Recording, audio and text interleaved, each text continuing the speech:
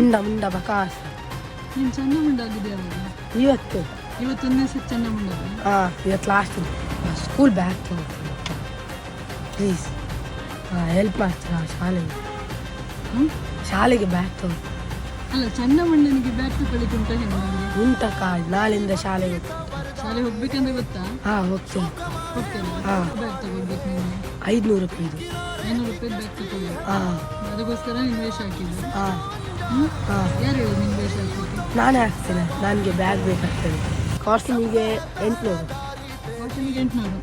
ಬಾಡಿಗೆ. ಒಟ್ಟಾದ್ರೆ ಬಾಡಿಗೆ ಕೊಟ್ಟು ನೀನು ಬ್ಯಾಗ್ ತಗೊಳ್ಳೋದು.